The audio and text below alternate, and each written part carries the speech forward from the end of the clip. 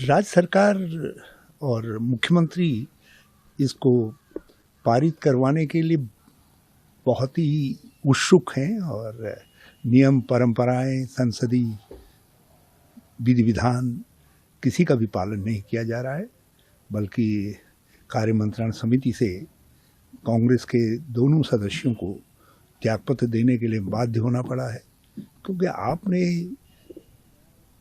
सत्र का एक्सटेंशन किया है।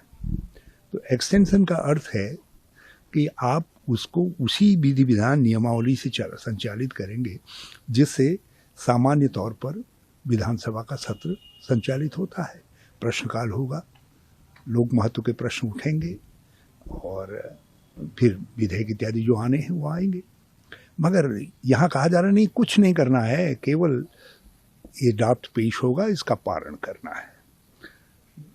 और ड्राफ्ट किसी को उपलब्ध नहीं है, न मीडिया में है, और जो ड्राफ्ट उपलब्ध नहीं है आप तत्काल उस पर चर्चा करना चाहते हैं। 700-800-900 पृष्ठों का ड्राफ्ट बताया जा रहा है।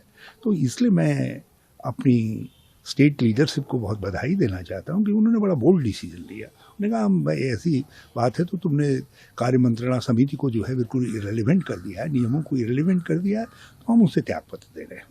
मेरी शिकायत, क्योंकि धामी जी की उत्सुकता समझ में आती है, क्योंकि उन्होंने बहुत चतुराई से अपना भाजपा के अंदर स्थान बनाने के लिए इस यूसीसी का उपयोग किया है।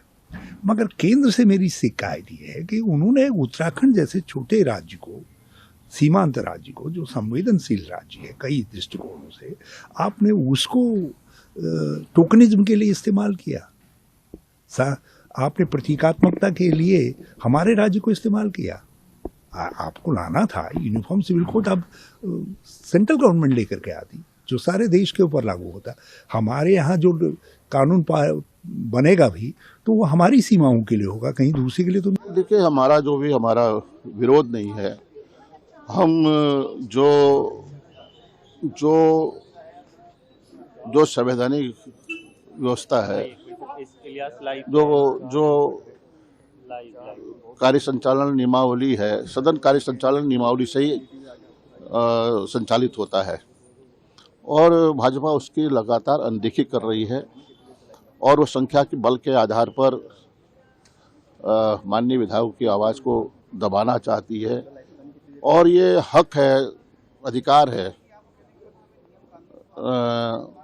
माननीय विधायकों का कि वो सदन में अपनी बात को रख सकें, प्रश्नकाल में अपने, चाहे नियम 58 के अंतर्गत हो, चाहे काम रोको प्रस्ताव हो, चाहे अन्य नियमों के अंतर्गत, वो प्रदेश की आवाज़ को, प्रदेश के विभिन्न मुद्दों को, विधानसभा और अपने विधानसभा के मुद्दों को उठाने का उनको अधिकार है।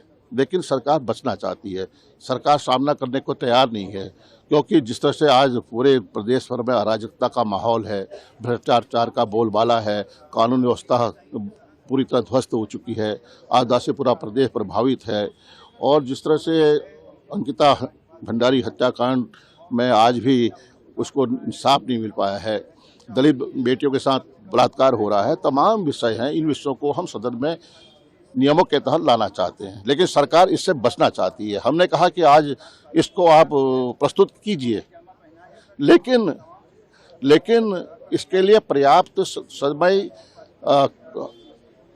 हमें दिया जाना चाहिए, जिससे कि हम उसका पर्याप्त अध्ययन कर सकें और उसके बाद हम चर्चा में भाग ले सकें।